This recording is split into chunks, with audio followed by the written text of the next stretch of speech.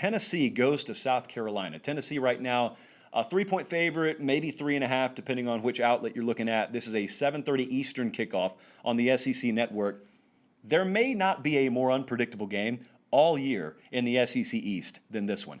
But I want to deal a pretty harsh reminder to everyone watching here, including coaching staffs, players, what have you. Everyone knows that people have been dealing with COVID. I mean, Tennessee has been riddled with COVID headlines more than even football headlines. And that's all well and good until you lose a game. No one cares about the excuses for COVID. No one cares to spend 30 seconds listening to Tennessee lose 23-13 Saturday and then afterwards say, COVID dealt us a tough blow, man. We couldn't get ready. That may be true. No one wants to hear it. That's just a harsh reality. If you were doing this for charity, maybe. You're not. You're getting paid a whole lot of money for this. So right or wrong, fair or foul, that's the way it is. Plenty of focus going to be on Colin Hill, not the director of the show, but the recently named starting quarterback for the University of South Carolina. Does he have a chance to succeed? Colin Hill, even independent of his skill set, he came over with Mike Bobo on the transfer market from Colorado State and recently won the job over Ryan Helinski for this game. I don't know if that's a season-long decision, but he's starting Saturday. Is he going to be given the chance to succeed? By that, of course, I mean I look at the offensive line here. Certainly the wide receiver core is a question. The running back stable minus Marshawn Lloyd is a question. How many of these units are truly SEC caliber? I was over on the Big Spur today. I saw some of the guys over there asking some of the same questions. In fact, I think you guys have been pretty brutally and fairly honest about your preseason assessments here. There's optimism, but it's all surrounded by these little question marks. Like every thought bubble above your head has little question marks in it. There have been flashes of competition in practice. I don't doubt that. Everyone has that. You can't have the kind of athletes that you have at a major SEC university and not have flashes of promise in practice. But I also don't think that South Carolina is going to put anything on the field in terms of perimeter skill that Tennessee is not equipped to handle. So how is South Carolina going to generate offensive production here? How much offensive production do they need? And that maybe doesn't correlate with how many points they need. I'll get back to that in just a second. As for Tennessee, something I like, something I don't like here. What I love in a year, like I said, where they've been ravaged, in an offseason where they've been ravaged by all kinds of COVID concerns, and you don't know who's gotten how much practice time. We don't fully know who's going to play Saturday, to be honest with you. Here's what I know they have. I know they've got a head coach that was there last year. I know Jim Chaney, the offensive coordinator, was there last year. I know for better or for worse, Jared Garantano was there last year. I know they've got a veteran offensive line that may be one of, if not the best in the country. A lot of those things I know. And why that matters is because in a game that could very well be sloppy, at least what I think that does is it removes the possibility of me looking up and Tennessee and South Carolina are in an absolute dogfight in the fourth quarter. Both teams have turned it over 3 times, and Tennessee has 125 yards in procedural penalties.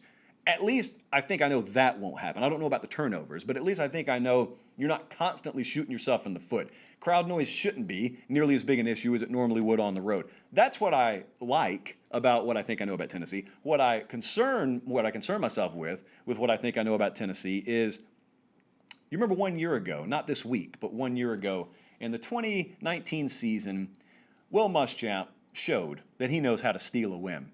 Now, he had to be plus 4 turnovers to do it, but they did it at Georgia. They weren't the better team last year. They ended up being the better team that afternoon.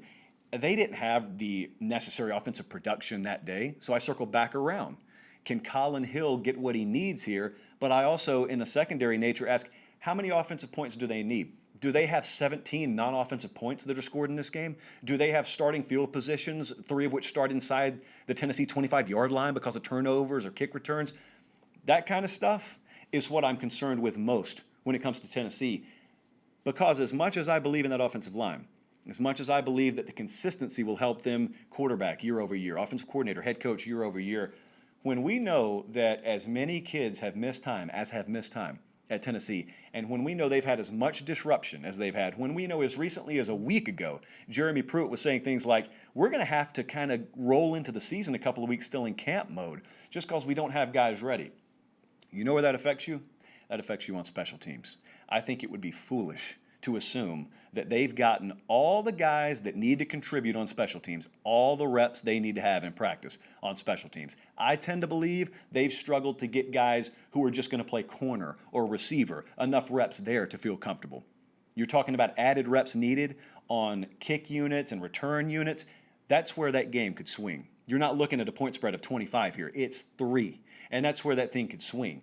And Will Muschamp and company showed you last year, and they are fully capable of stealing a win from you. You could be plus 150 yards on them, but if you don't win that hidden yardage game, and if you give them an opening there, they can kick the door in. They're talented enough to do that. They're not going to contend with Georgia or Alabama. They can kick the door in and get an upset win early in the season. So let's look at our game capsule here, and then I'm going to give you my official prediction on it. So as I said, the Vegas number right now, Tennessee -3. Our model likes Tennessee more than the odds makers do. We've got the Vols all the way up. In fact, I put 6.5.